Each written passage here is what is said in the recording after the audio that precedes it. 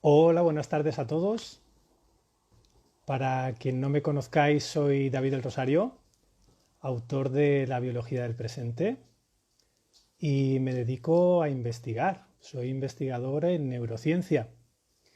Vamos a ver que por aquí está Sergi, que es el otro autor que nos va a acompañar. Os decía, la neurociencia es un campo muy grande. ¿Qué es lo que hago yo exactamente? Hola, Sergi. Hola David. Pues mi campo de investigación es descubrir cómo el cerebro genera pensamientos y emociones, pero sobre todo, lo más importante, cómo afecta a mi cuerpo la forma en la que yo me relaciono con lo que pienso y con lo que siento. Aquí tenéis al otro autor de la biología, Seri Torres, que es el libro que vamos a compartir hoy con vosotros. Y ahora que me toca presentarlo a mí, voy a utilizar este momento como una venganza.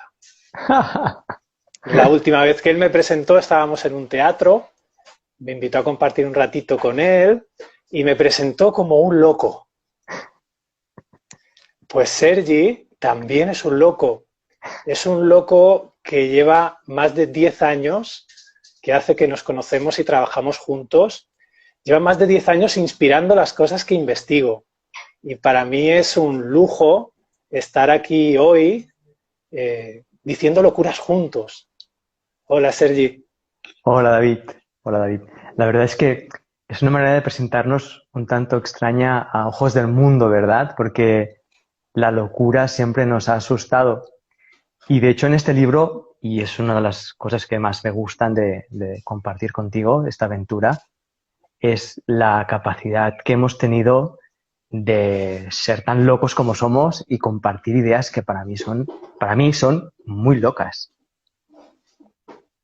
Una de las cosas que parece que vamos a hacer hoy es continuar un poco ese libro, ¿no? Esa biología del presente. La biología del presente nace desde Sergi, por una propuesta que me hace Sergi de compartir, de sentarnos a ver qué pasa. Y es un libro que tiene un formato bastante peculiar porque es una conversación. Nos sentamos como estamos haciendo aquí hoy y comenzamos a hablar y comenzamos a ver ideas y comenzamos a ver qué ocurre y lo hacemos sin ningún tipo de miedo a ver a dónde nos llevan.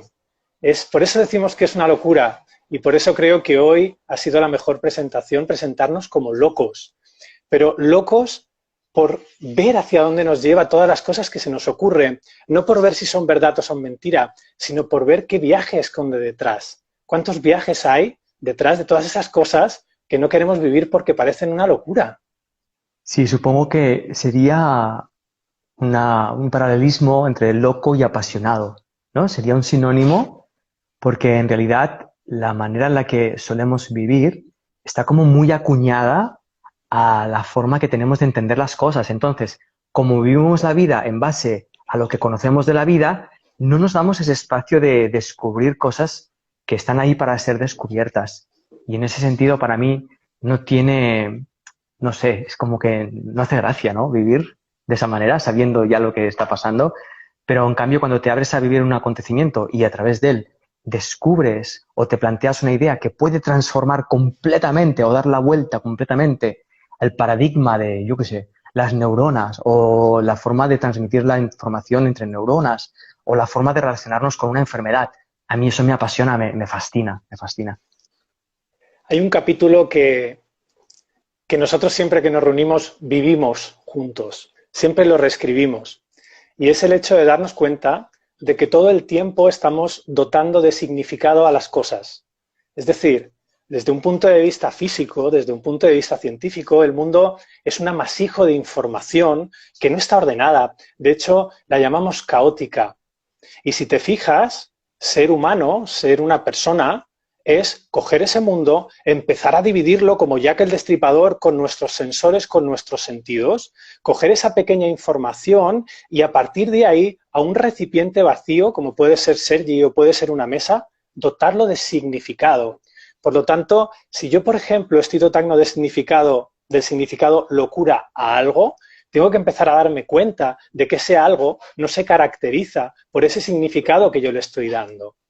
a partir de este tipo de movimientos, de estos pequeños movimientos que simplemente se basan en volver a mirar aquello que ya crees que conoces, empiezan a salir un montón de ideas, empiezan a salir un montón de posibilidades.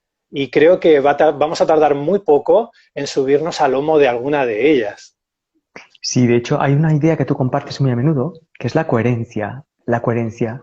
Y una frase que para mí es demoledora, ¿no? Al cerebro no le interesa, no le importa lo más mínimo la verdad. Lo único que le interesa es la coherencia. ¿Te parece si entramos por ahí?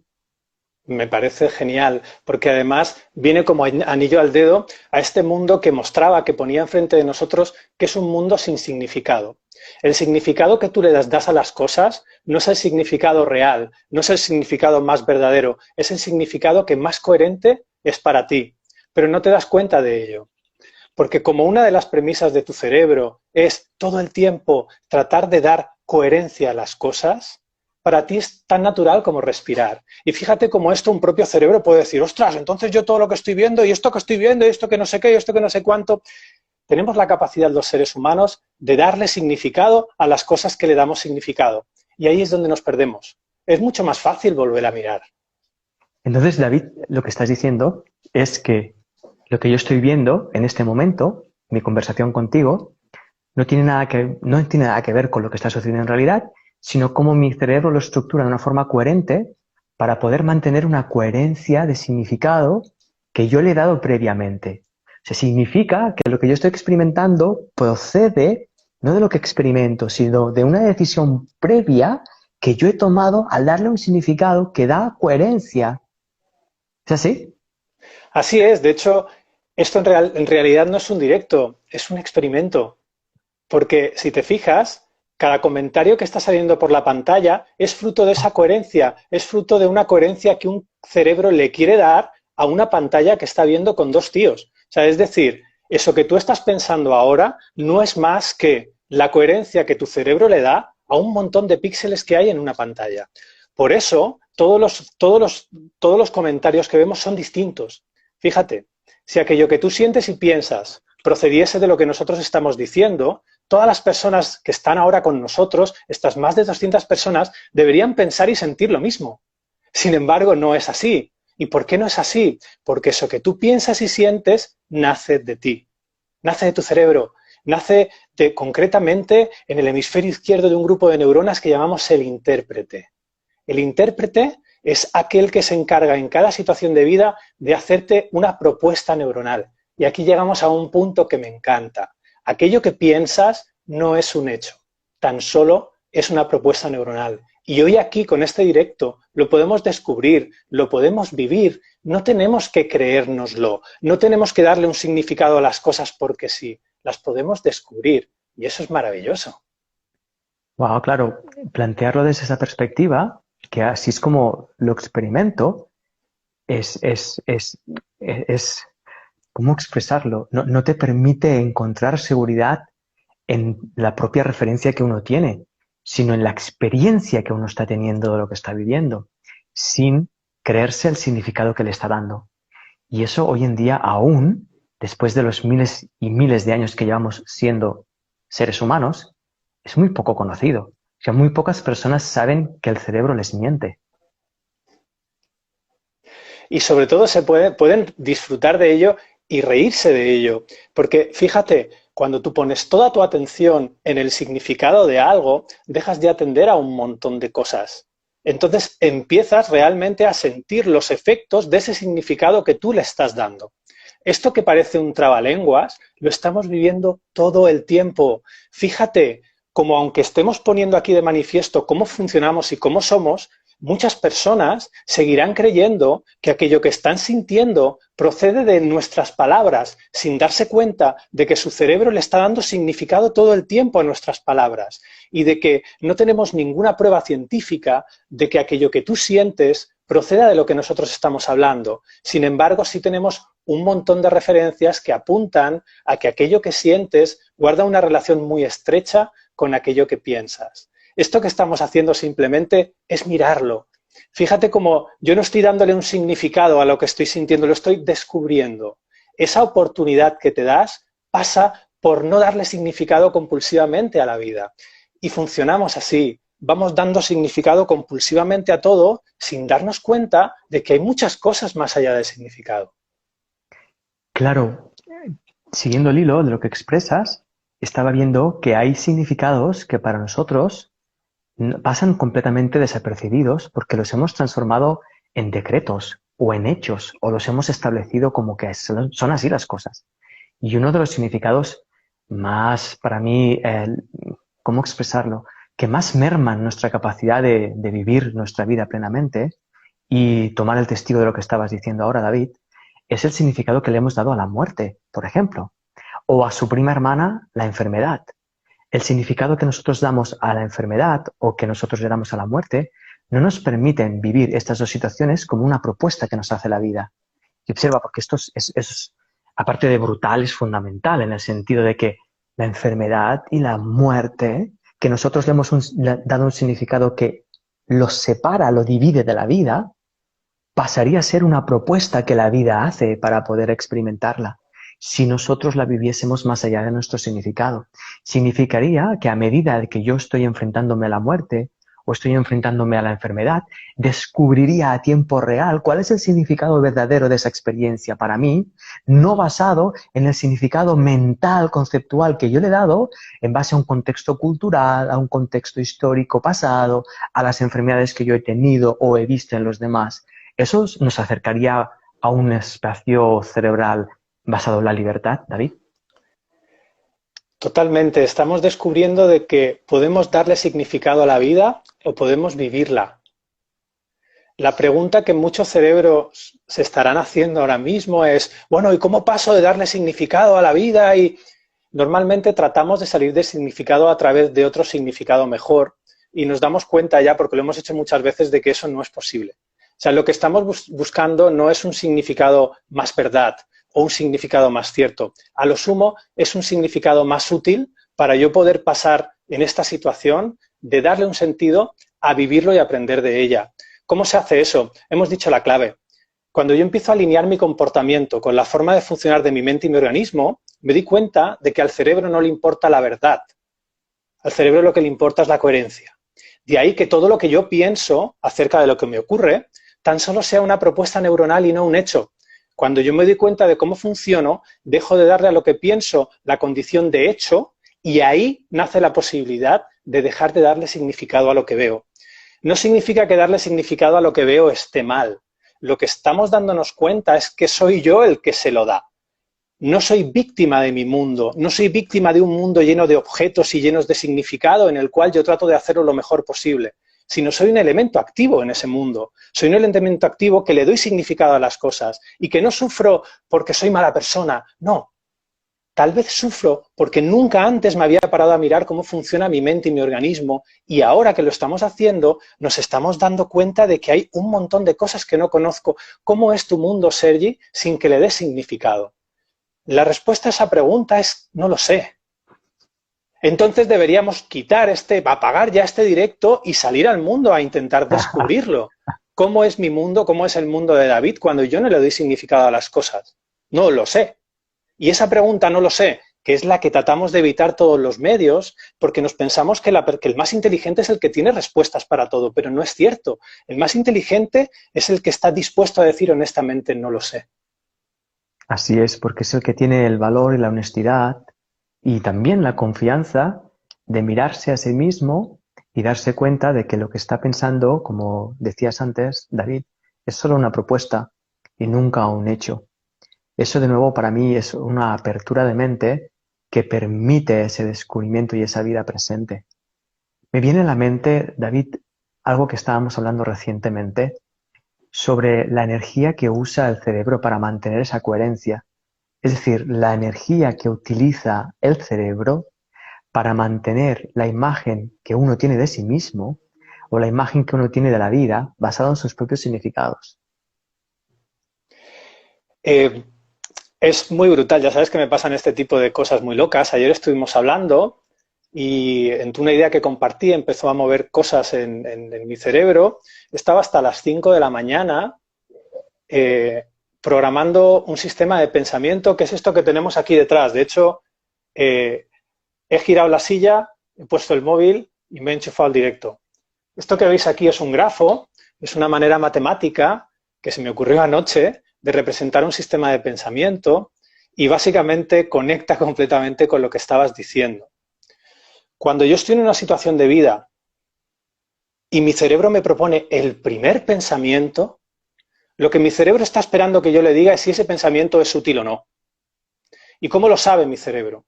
Si yo le presto atención sostenida, mi cerebro, para esa situación en la que ha diseñado ese pensamiento, entiende que ese pensamiento es útil.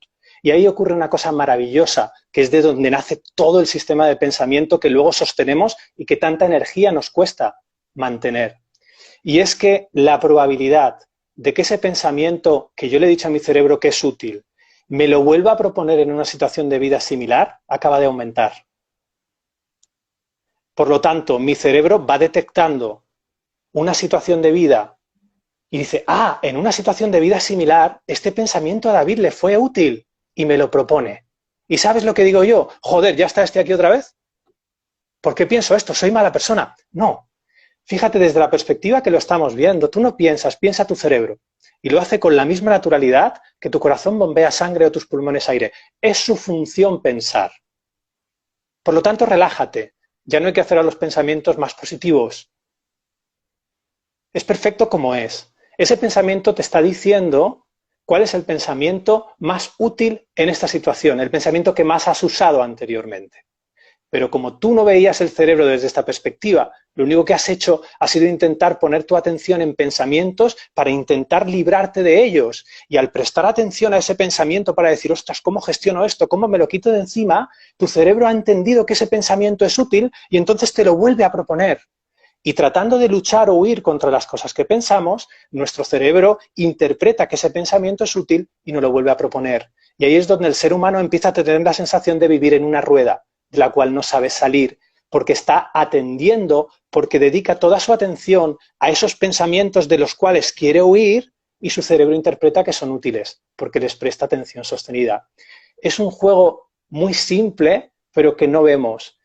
Para hacer todo eso, tú imagínate, Sergi, que tu sistema de pensamiento estuviera formado por un montón de pensamientos inútiles a los cuales tú les prestas atención porque tratas de cambiarlos.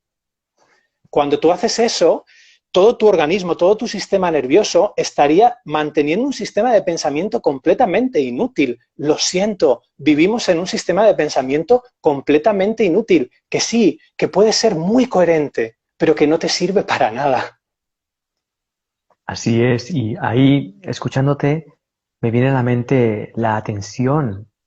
Si estamos prestando atención a pensamientos que son inútiles y por el hecho de prestar, y observa el verbo prestar, le prestamos la atención a esos pensamientos, entonces el cerebro piensa que son importantes, aquí se abre una puerta que es la de ser maestros de nuestra propia atención. Pero fíjate que es muy, muy, muy extraño que pareciera que esos pensamientos capturan la atención, cuando en realidad somos nosotros que se la prestamos a ellos. Y hasta donde yo he llegado a ver, le hemos pedido a nuestro cerebro que monitorice todo aquello que puede representar una amenaza para nuestro bienestar, ya sea físico, emocional, psicológico. Entonces, bajo esa orden, atiende a cualquier posibilidad que pueda parecer algo amenazable o amenazador. Entonces, hemos usado el miedo como referencia para administrar nuestra atención en nuestra vida humana. En lugar de nosotros como conciencia, poder decidir dónde sitúo la atención en cada momento y que ninguna parte de mí, pensamientos, por ejemplo, absorban esa atención como lo absorbe, por ejemplo, el Sol a la Tierra en esa gravedad que comparten, ¿no? En esa atracción, no tendría ningún sentido. Entonces, volviendo a la cantidad de energía que usa nuestro cerebro para mantener eso en pie, que era, más o menos, ¿me recuerdas la cantidad de energía que usa un cerebro para mantener eso? Mira, nosotros de manera inconsciente consumimos el 95% de la energía cerebral de la cual disponemos.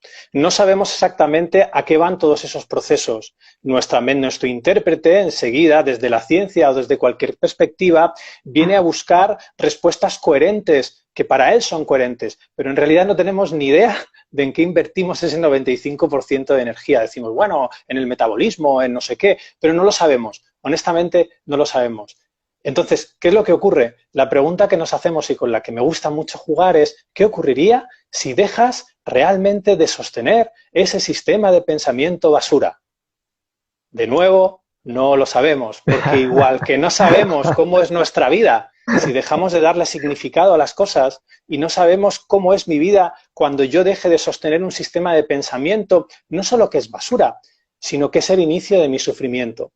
Cuando yo empiezo a darle a ese sistema de pensamiento, a algunos pensamientos, esa condición mágica de hecho, empiezo a ser prisionero de ellos. Por eso es tan importante que empecemos a comportarnos en el día a día de una manera coherente con cómo funciona nuestra mente y nuestro organismo.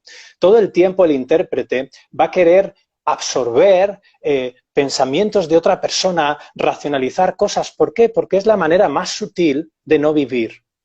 Cuando yo no vivo y experimento cosas, mi cerebro propone los mismos pensamientos que yo seguiré usando y tendré la sensación de estar en esa rueda de hámster. Pero cuando yo empiezo a darme cuenta de que aquello que pienso y lo siento, por muy verdad que parezca, tan solo es una propuesta neuronal, ahí se te abre un mundo que solo puedes recorrer tú. No puedo recorrerlo yo, no lo puede recorrer la ciencia, no lo puede recorrer Sergi Torres, no lo puede recorrer la biología del presente, solo puedes recorrerlo tú. Y es una aventura a la que obviamente, no sé, invitamos a que se sume cualquier persona que le apetezca convertirse en un loco, porque al final, cuando te sumas a esa posibilidad, que es una posibilidad de dejar de ver la vida en base a si esto es verdad o es mentira y empezar a ver la vida en base a si esto que estoy pensando para mí es útil en este momento o no, se abre un universo que pocas personas conocen. Para mí es fascinante. Se llama vivir, en realidad, ¿verdad? Y nos hemos olvidado de eso, nos hemos olvidado de eso. Me venía a la cabeza ahora un ejemplo de coherencia, que es cuando, por ejemplo, imagino que alguien me abandona, ¿no? Me han abandonado. Y yo al cabo de 3 meses, pues tengo ese recuerdo y me siento triste, ¿no? Porque aquella persona me abandonó. Entonces establezco una coherencia entre aquel recuerdo y cómo me siento. Yo establezco esa coherencia entre cómo me siento y ese recuerdo. Y la podría estar haciendo esa coherencia, David, pregunto, desde ese 95% de energía que uso y que no sé cómo la uso, y que al intentar estar bien, al intentar animarme por el hecho de que me dejaron, estuviera usando el 5% de energía consciente para intentar salir de un aparato que usa el 95% a lo mejor para sostener esa coherencia, porque es lo que más miedo le da perder de todo, donde más miedo le da perder es esa coherencia interna. Entonces, me imagino esa situación de nosotros querer superarnos y ser mejores personas usando el 5% de lo que conocemos como energía, mientras con el 95% no conocido y inexplorado y desatendido, con ese 95% estaríamos manteniendo una coherencia que nos está haciendo sufrir en la vida. Es súper interesante la perspectiva porque llega un punto en el que me quedo sin palabras. O sea, no sé qué ocurriría, pero ese es un motivo para mí más que suficiente para meternos ahí de lleno. Fíjate cómo mucha gente te dice, si no sabes, no hables. Es lo mismo que decir, si no sabes, no te equivoques, es lo mismo que decir, si no sabes, no aprendas. Es una tontería, es una tontería. Fíjate cómo tú has ido desgranando. Si yo me meto, por ejemplo, en esta parte del cerebro que tú nos estás presentando, quizás y solo quizá, podría darme cuenta de que un recuerdo tan solo es un pensamiento que apunta a una situación pasada. Podría darme cuenta de que una pregunta tan solo es un pensamiento que apunta hacia afuera normalmente. Podría darme cuenta de que un hecho tan solo es un pensamiento al cual yo le doy la condición de hecho. Y una creencia igual. Una creencia solo es un pensamiento a la cual yo le doy la condición de hecho. Fíjate cómo es nuestro cerebro. Ahora decimos creencias limitantes. Las creencias nos limitan. Y yo le doy a ese pensamiento la condición de hecho. En ese momento, solo en ese momento, está naciendo la posibilidad de que una creencia me pueda limitar, porque yo le estoy dando a ese pensamiento la condición de hecho. Lo que yo he descubierto, Sergi, en mi día a día, es que siempre que mi afecto o que mi cuerpo me pone en una situación de sufrimiento, cuando yo rebusco, encuentro un pensamiento al que consciente o inconscientemente le he dado la condición de hecho. Y es algo, no creeros nada de lo que estamos diciendo. Tenéis un cuerpo y tenéis una vida para probarlo. Cuando tú sientas sufrimiento, busca en tu sistema de pensamiento. Mira qué está pensando tu cerebro y verás como en la mayoría de casos estás pensando un pensamiento que crees que es un hecho. Las creencias limitantes no existen. De hecho, las creencias limitantes necesitan que las creencias limitantes existan, que ese pensamiento se convierta en un hecho. Eres libre. No tienes que deshacerte de ningún tipo de creencia. Una creencia tan solo es una propuesta neuronal a la cual tú le estás dando consciente o inconscientemente esa condición de hecho, pero puedes dejar de hacerlo. No tienes que mirarte cada mañana al espejo y decirte algo positivo para liberarte de nada. No hay nada de lo que liberarse. Cuando tú aprendes cómo funciona tu mente y tu organismo y cuando empiezas a ser coherente, te das cuenta de cosas como esta. Y es la hostia. Sí, estaba pensando en la creencia de que para ser feliz me tengo que casar, para ser feliz tengo que tener un hijo, para ser feliz tengo que encontrar un trabajo mejor. Todos esos pensamientos que pensamos que nos van a llevar a ser felices, cuando si somos mínimamente honestos, pensarlos ya nos hunden, nos hunden. Pensar que para ser feliz necesito algo ya me lleva a ser infeliz en este momento. Entonces, al ser infeliz, por la teoría de la coherencia, buscaré un pensamiento que me haga feliz. Y al pedirle al pensamiento que me haga feliz, confirmará que soy infeliz. Eso es de locos, es una locura. Así es, o trataré de darle otro significado, que es exactamente el mismo gesto. Mira, los seres humanos, me incluyo, todavía Perdón, soy... perdón, Dale, perdón, dale, perdón. dale, esa cara, dale, la conozco. La espiritualidad, tal como se está moviendo hoy en día, es eso, es un intento de dar un significado nuevo a algo que no necesita un significado nuevo, sino que necesita ser visto profundamente. Entonces, ponerle un significado espiritual a algo que tiene que ser visto es cambiarle el envoltorio y no permitirnos descubrirnos como seres humanos, descubrir la esencia y el potencial que hay detrás del instante de vida. Perdona, adelante, David. Súper perdonado. Es muy bonito cuando te empiezas a dar cuenta de que no tienes ni pajolera idea de nada.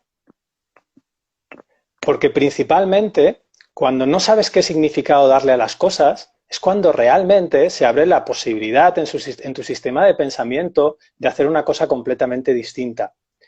Lo que llevamos haciendo muchos seres humanos, muchas personas, es darle a diferentes herramientas cognitivas una función que no le corresponde. Por ejemplo, yo le voy a dar a la memoria la función de dirigir una vida. La memoria está diseñada para ahorrar energía. Una memoria no está diseñada, no puede dirigir tu vida. Sin Wow. embargo, yo sigo relacionándome con una persona con lo que pasó hace 15 años, con el recuerdo, con ese pensamiento que apunta al pasado, creyendo que yo puedo utilizar esa ley de simetría. Me acabo de inventar esta idea, pero mira, me acaba de venir una historia, no sé si conoces a Paul Broca, ¿El del área de es Broca? el del área de Broca precisamente. Este hombre que fundó hace 150 años la Sociedad de Antropología de París, era un doctor y en aquella época era una ley, la ley de simetría, es decir, nosotros, si dividimos desde la nariz hasta el ombligo el cuerpo por una línea, somos simétricos, yo tengo dos brazos, dos orejas, dos ojos, pues entonces el cerebro, como está partido por la mitad y unido por el cuerpo calloso, tenía dos lados también. Mira, aquí tengo uno. ¿Ves? Es simétrico. Son dos lados exactamente iguales. Pues en aquella época había una ley que decía que las dos partes del cerebro era una copia de la otra, hacían exactamente lo mismo. ¿Qué le ocurrió a Broca? Que él descubrió que un paciente, este paciente se llamaba Tan porque solo era capaz de pronunciar la palabra tan, tenía dañado solo una parte frontal del hemisferio izquierdo, concretamente la tercera circunvolución, pero da igual, es decir, tenía un daño en el hemisferio izquierdo y en el derecho no. Claro, si esto de la ley de simetría es cierto, ese hombre debería poder hablar perfectamente, porque podría hablar con el hemisferio derecho. Ahí fue la primera vez que visitó una mente humana la posibilidad de que a lo mejor la ley de simetría no era tan ley de simetría. Claro, esto sí le pasa a un Mindundi, a un médico de pueblo de Montpellier, como le pasó a Dax, a un médico nadie le hace caso, pero resulta que le pasó a una persona que tenía más de 500 publicaciones en el campo de la medicina y la antropología. Entonces, al cabo del tiempo, él y toda la sociedad científica aceptó que la ley de simetría, pues que no era tal ley, que realmente había una especialización cerebral, en este caso en el lenguaje, en el hemisferio izquierdo. Si llevamos esta idea a nuestro día a día, yo me estoy dando cuenta de que las personas, aun 150 años después de que Broca hubiera demostrado que la ley de simetría no tiene ningún sentido, la seguimos usando. Porque yo utilizo mi recuerdo de hace un montón de tiempo y utilizo eso y lo hago simétrico en el futuro. Y pienso que tú te vas a comportar igual que hace 10 años. Y no es así. Si hace 150 años ya demostramos que la ley de simetría no existe y no tiene sentido, ¿para qué seguir usándola? ¿Para qué seguir dándole, por ejemplo, a un recuerdo la capacidad de dirigir una vida? No tiene sentido. Cuando hacemos eso nos perdemos. Cuando convertimos un pensamiento en hecho nos perdemos. Cuando tratamos de gestionar las emociones, y con gestionar me refiero a controlarlas, a cambiarlas, nos perdemos. Pero ¿cómo me puedo recuperar? ¿Cómo puedo hacer este gesto que estamos poniendo encima de la mesa? Empezando a coger cada herramienta cognitiva y usarla para el fin en el que mi cerebro y mi cuerpo la diseñó. ¿Para qué sirve la memoria? Para ahorrar energía. Deja de dirigir tus relaciones o deja de dirigir tus comportamientos en base a tu experiencia pasada, porque no está diseñado para eso. La memoria miente más que habla. Y si yo extrapolo esto también, por ejemplo, las emociones no están ahí para que las gestiones, están ahí para que las sientas. ¿Por qué? Porque las emociones nos están hablando acerca de la utilidad de lo que piensas. Y es en base a esa utilidad a la que deberíamos prestar atención sostenida al pensamiento o no, no en base a su aparente verdad. Aquí damos un salto del mundo de la verdad y la mentira y se empieza a abrir un espacio al mundo de la utilidad. ¿Cómo sé yo si lo que mi cerebro piensa es útil o no? Atendiendo a lo que sientes. Sí, de hecho, cuando lo haces se despierta una coherencia que va vinculada a la emoción, en el sentido de que cuando yo estoy haciéndome cargo de mi experiencia, hay algo interno que descansa. A veces es muy sutil y es muy desconocido por muchas personas porque solemos pensar bajo esa coherencia lógica. Tú decías la ley de la simetría, ¿no? Pues es coherente bajo una lógica, ¿verdad? Entonces proyectamos del pasado al futuro bajo una ley que es lógica porque es coherente. Pero hay una coherencia que es mucho mayor, que tiene que ver más con la unidad o con un aspecto más amplio, que es ese uso de la honestidad y de la atención en el instante presente, que no engaña, no engaña. Si yo hago uso de la atención, yo puedo saber si en este momento, David, si en este mismo momento yo me estoy defendiendo de algo o estoy abierto a vivir esta experiencia. Es muy obvio, es muy obvio. Y en el momento en el que yo puedo sentir algún tipo de tensión en algún lugar o algún tipo de contracción, ya puedo ver que hay un pensamiento que yo estoy proyectando del pasado o del futuro y poder soltarlo gratamente. Ese ejercicio, lo más interesante es que no requiere un aprendizaje pasado para llevarlo a cabo y tener un futuro mejor, sino que tiene que ver con la pura honestidad de vivir la experiencia presente, con la satisfacción humana a la que estamos llamados a experimentar, ¿no? Somos seres humanos y estamos de alguna manera destinados a vivir este instante humanamente.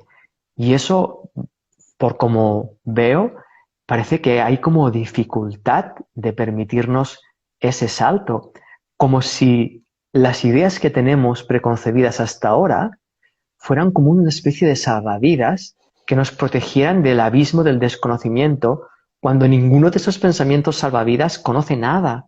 Porque los pensamientos que yo pienso acerca de ti, ¿qué conocen de ti? Si son míos, no conocen nada de ti. Mis pensamientos de ti, si acaso me conocerán a mí, pero no a ti. Entonces, si yo uso esos pensamientos que yo pienso de ti para poder mantener una relación coherente contigo, me estoy perdiendo la relación real que está teniendo lugar en este instante, que me está mostrando mi incoherencia lógica y mi incoherencia conceptual. Y abrirme a eso, de mirar la posibilidad, ya empieza a abrirse en mí algo que me apasiona. Y me acuerdo de cuando era niño y me apasionaba todo lo que me envolvía. Sí es cierto que de pequeño, al ver las hormigas, las mataba, me apasionaba matarlas, pero es otra manera de apasionamiento, en el sentido de que todo lo que uno puede ver ahora, más allá de sus recuerdos, le devuelve a la vida. Es entonces que puedo ver cómo mataba hormigas y puedo ver por qué lo hacía en ese momento. Cómo estaba, no sé si entrar ahí o no, pero en realidad estaba investigando la muerte. Parece muy macabro, pero como no se nos enseña qué es la muerte, no se nos muestra qué es la muerte, porque apenas nadie se adentra a la experiencia, la hemos conceptualizado, es muy lógico que empecemos a usar nuestra vida para experimentar. Los niños y las niñas lo hacen constantemente y como humanos adultos lo que hacemos es evitar su experiencia porque pensamos que se están comportando mal. No sé si tiene sentido lo que acabo de decir, porque me he metido un poco en la madriguera, pero bueno, ahí lo dejo. Hay una cosa que estaba viendo mientras estabas compartiendo el Sergi Matormigas, eh, que, fíjate, tú me habrás oído decir a mí y a todo el mundo que conoces muchas veces repetir un pensamiento, ¿no? Por ejemplo, ¿cuántas veces me habrás oído a mí decir un pensamiento es una propuesta neuronal que tu cerebro hace en una situación de vida? ¿Sabes? A priori sé que puede parecer, y perdón por la expresión, un coñazo, ¿no? Pero cada vez que mi cerebro me hace esa propuesta, porque yo soy totalmente consciente de que eso no es un hecho, de que este pensamiento es una propuesta neuronal para vivir una situación de vida, es también una propuesta neuronal. Cuando yo lo recibo así, desde mí, me di cuenta de una cosa, y es que no lo uso compulsivamente desde el pasado porque sé o porque creo que ese pensamiento es más verdad que otro pensamiento.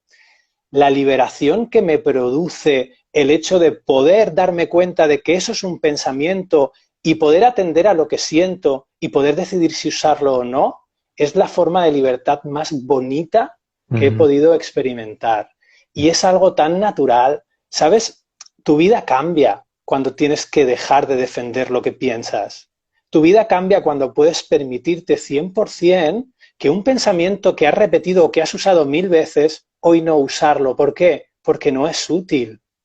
No por nada más, no porque ya no es verdad y ahora mi mundo se desmorona, no. Tu mundo nunca se desmoronó y nunca se va a reconstruir. Tu mundo no sabe nada de la tontuna humana. No lo sabe. Tu mundo simplemente está esperando que alinees tu comportamiento, que te vuelvas un elemento activo en él, que empieces realmente a tomar las riendas. Y tomar las riendas no es darle otro significado, es empezar a descubrir de que eres totalmente libre, de que no eres responsable de lo que piensas, eres responsable de decidir si quieres usarlo o no. Y la diferencia es vivir en una cárcel o poderte, perdón también, porque has presionado a hacer nudismo en la playa. Sí, estaba viendo, David, el, el- la aplicación de esto, el traslado de esto a nuestra biología y a nuestra fisiología, hasta qué punto, porque eso es una de las cosas que yo la experimento en mi experiencia, pero haberla escuchado de tu boca es impactante. ¿Hasta qué punto tomar la decisión de usar unos pensamientos que no sirven para nada para construir una realidad nos lleva a ver un mundo temeroso? Y cómo esa visión temerosa del mundo nos lleva a tomar unas decisiones internas, muchas veces inconscientes, en forma de reacción ante la vida, que nos llevan a huir y a protegernos de la vida misma. Ese gesto de la conciencia, ese gesto de la mente, se traduce en un estrés hacia nuestra fisiología y, por lo tanto, hacia nuestros procesos biológicos. ¿Cómo termina afectándonos en el cuerpo? Y eso es algo que cuando tú lo expresas, a mí me sorprende porque tienes esa capacidad de expresarlo de una forma científica, de una forma fisiológica, con datos, que es muy aplastante. Es aplastante, incluso es completamente lógico. Cuando tú le pides a una biología que encienda la alarma del estado de emergencia, ¿qué es lo que hace el cuerpo? Adaptarse. El cuerpo está obsesionado por adaptarse. Entonces, se empiezan a moverse toda una serie de procesos a nivel biológico, unas movilizaciones, y lo primero que hay es una reestructuración energética. Es decir, todo aquello que no sea necesario para yo afrontar esta situación de emergencia, fuera. ¿Qué no es necesario? Procesos a largo plazo. Pongamos el típico ejemplo. Tú estás, por ejemplo, acaban de robarte el bolso y estás, o la cartera, y estás enfrentándote a un ladrón en la calle, el cual tiene un arma blanca. Para ese momento, para esa situación de emergencia, tú no necesitas hacer la digestión o no necesitas que tus testículos estén generando espermatozoides. Es como si hubiese un huracán y tú estuvieras fregando los platos en casa. No, o sea, es decir, vete de casa, que pase el huracán y luego ya si quieres recoges o lavas los platos o friegas el suelo. Es exactamente lo mismo. Muchas veces no nos damos cuenta de que formamos parte de un proceso inteligente y autodirigido que se llama vida. Y eso está ocurriendo, nos pongamos como nos pongamos. Entonces, cuando yo pongo a mi cuerpo bajo lo que nosotros nos gusta llamar la biología de la supervivencia, mi cuerpo empieza a intentar hacerlo lo mejor posible en esa situación de emergencia. ¿Qué ocurre? Estos procesos a largo plazo, dirigidos por el señorito cortisol y demás, empiezan, por ejemplo, mi digestión bajo mínimos, mi reproducción bajo mínimos, el crecimiento. ¿Para qué quiero crecer? Si me estoy peleando con un hombre porque me ha robado la cartera. Primero recupero mi cartera, luego continúo creciendo.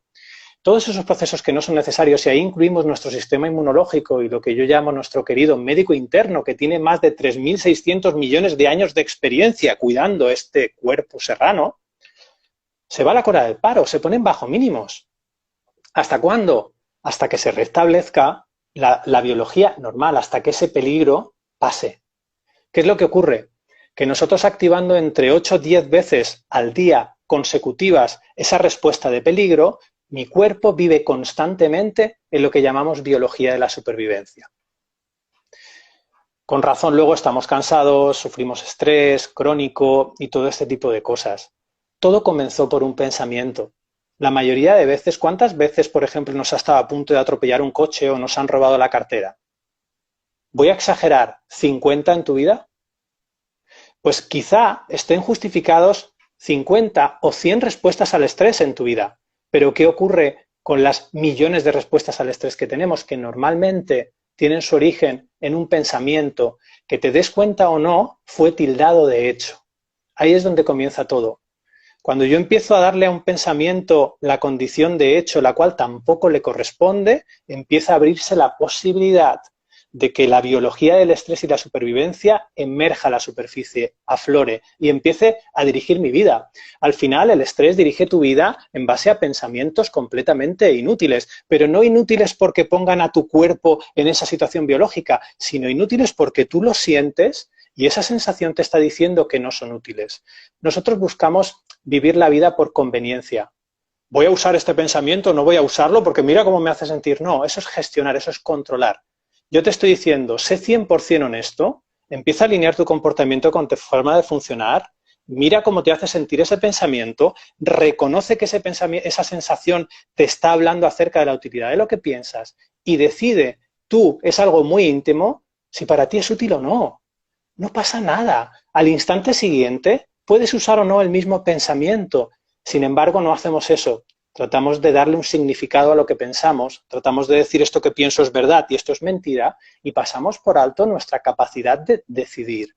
Para mí, ser humano, hoy en día, y recuperar esa conciencia y esa conexión con mi biología, pasa por darme cuenta de que es mi indisposición realmente a tomar las riendas de mi vida la que me enferma y la que me pone en la biología de la supervivencia.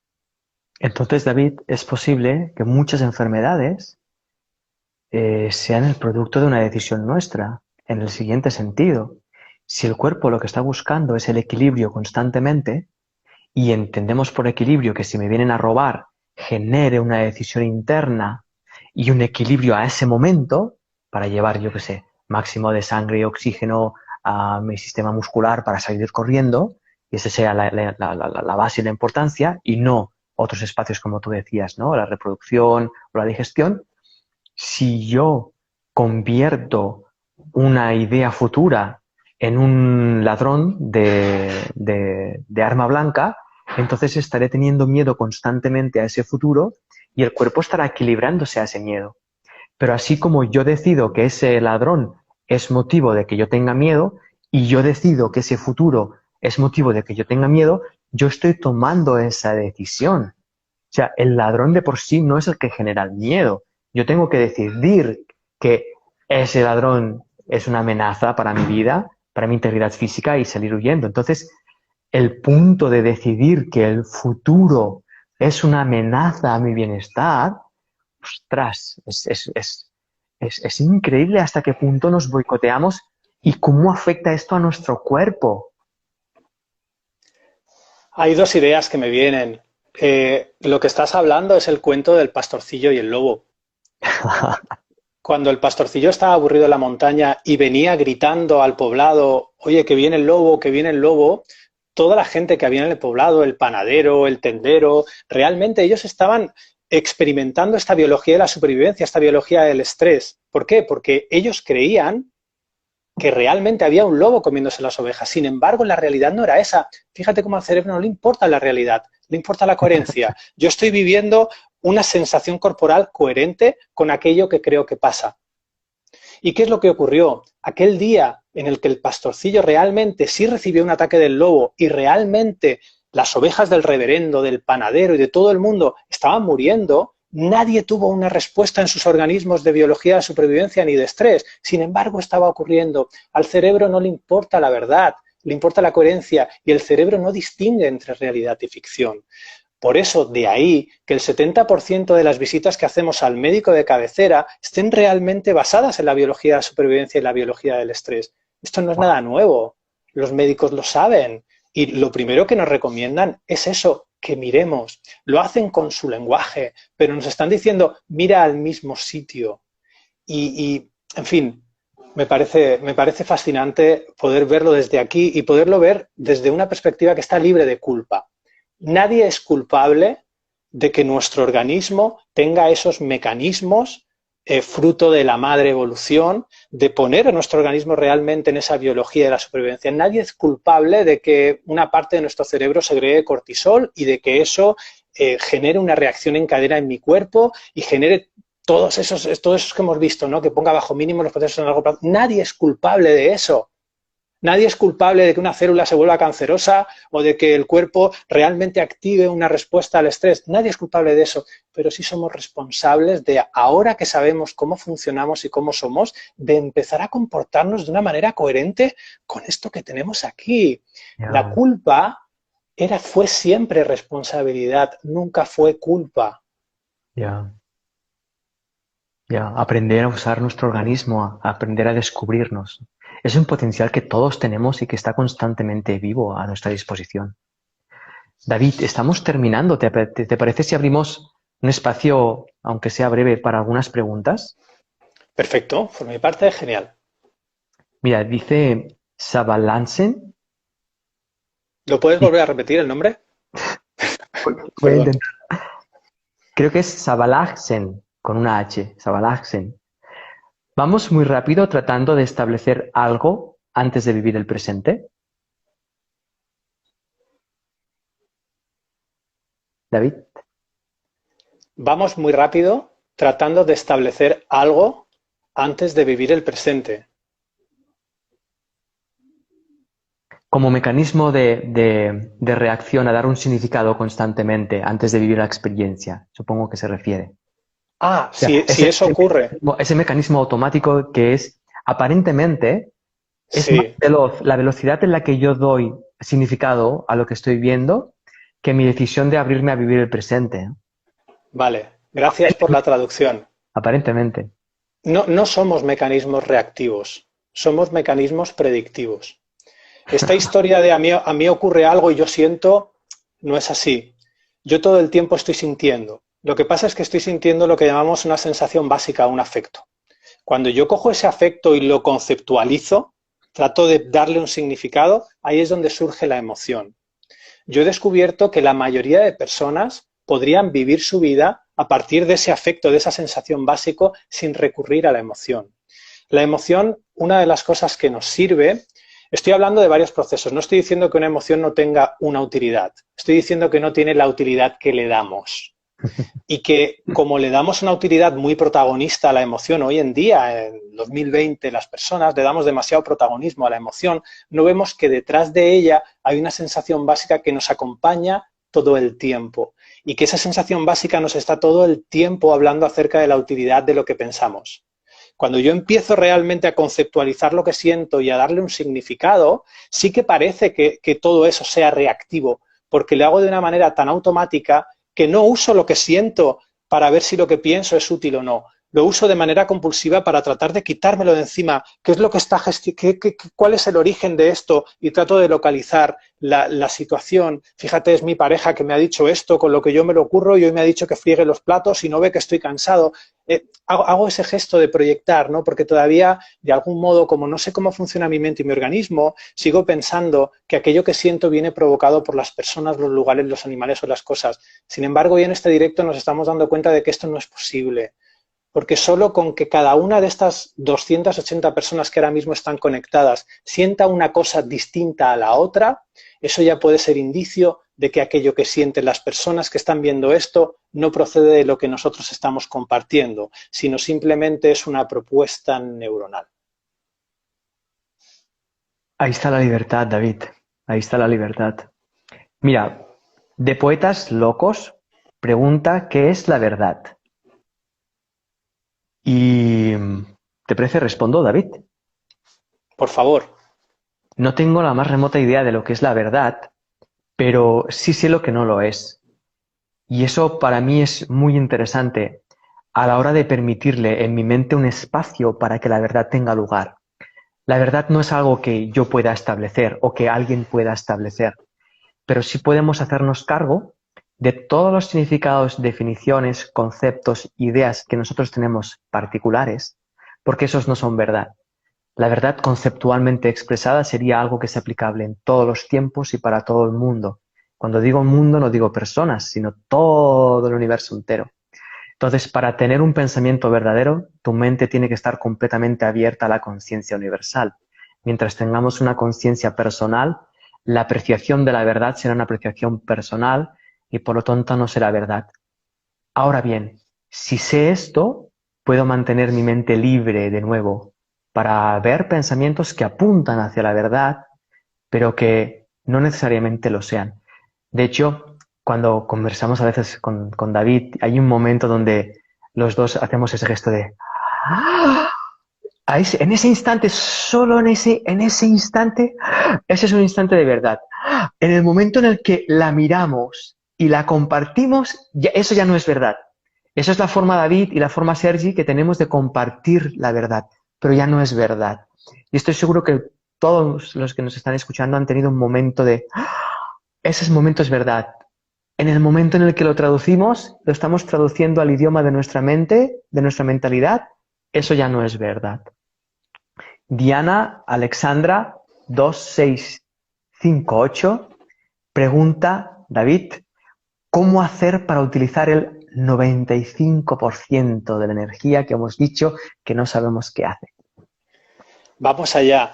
Resumo en un pequeño tuit, un comentario. 4 minutos tienes como mucho, David. Vale, simplemente para mí la verdad es un pensamiento que de mayor quiere ser un hecho.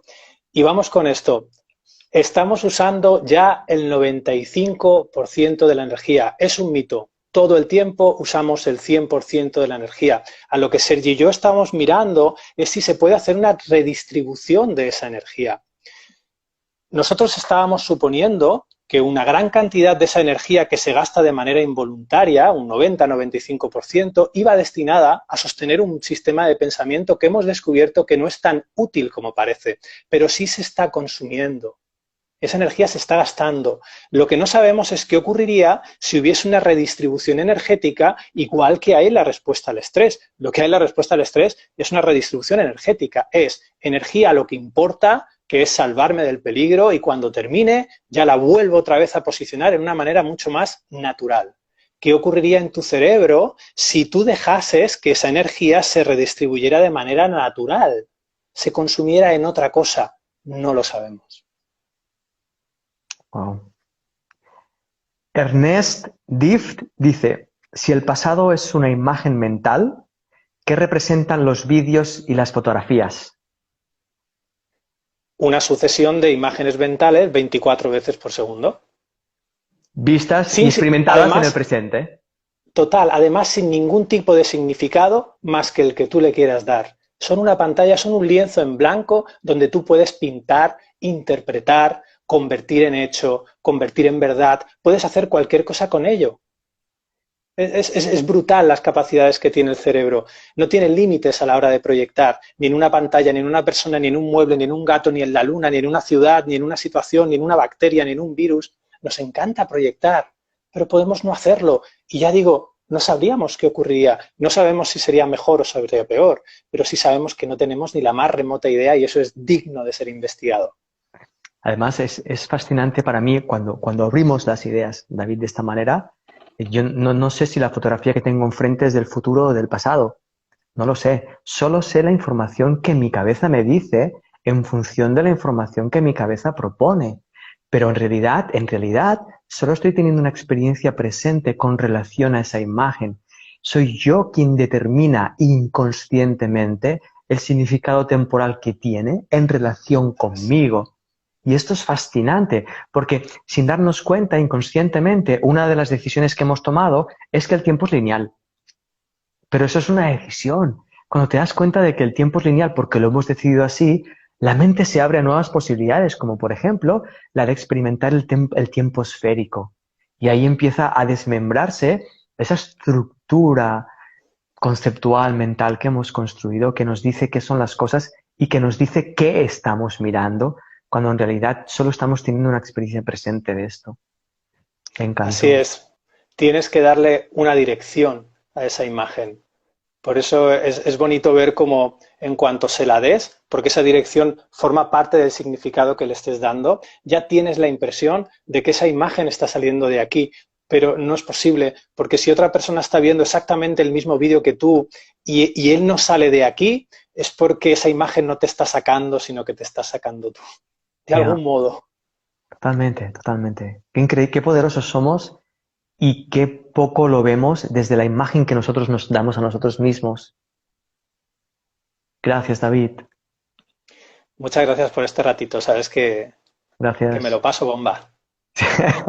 Igualmente, además, es muy saludable plantearnos ideas de este modo, que nos permiten pensar ideas que no están contenidas dentro de nuestra mentalidad. Y yo siempre me gusta mucho cómo planteas la ciencia como una herramienta para descubrir y no para definir la realidad o describirla. Y ahí rompo una lanza también a una parte de la ciencia que está muy despreciada hoy en día, que es la hipótesis. La hipótesis. La hipótesis puede ser tan amplia como a uno le dé la gana. La hipótesis. Luego ya la pondremos en juego, ya investigaremos. Pero la capacidad de lanzar hipótesis, por favor, que no nos la quite nadie. Sí, la ciencia está cambiando. La ciencia se está desplazando poco a poco en ese mundo de la verdad y la mentira y está empezando a abrirse a un mundo de la utilidad, donde una hipótesis me puede llegar a descubrir algo que yo ahí empecinado en mi verdad nunca habría probado, ¿no? Dicen que es cuestión de los descubrimientos de sincronía, que es cuestión de casualidad, pero no lo es. Simplemente un descubrimiento ocurre porque alguien dejó de darle la condición de hecho o la condición de ley. Un descubrimiento ocurre cuando se cae la ley de simetría. Y ese descubrimiento es el mismo que ocurre en las personas. La ciencia, sabes, me encanta decirlo, a mi intérprete le encanta, no sirve para tener razón, sirve para ver una situación de vida desde una perspectiva diferente. De hecho, a la ciencia le da igual tener razón, al que le importa es el ser humano.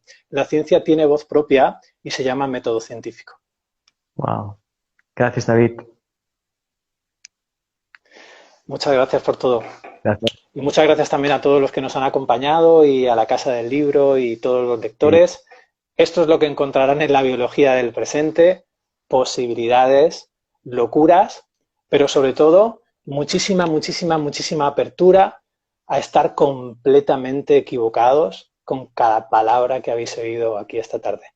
Gracias, gracias a todos y gracias también a Editorial Diana. Muchas gracias a todos.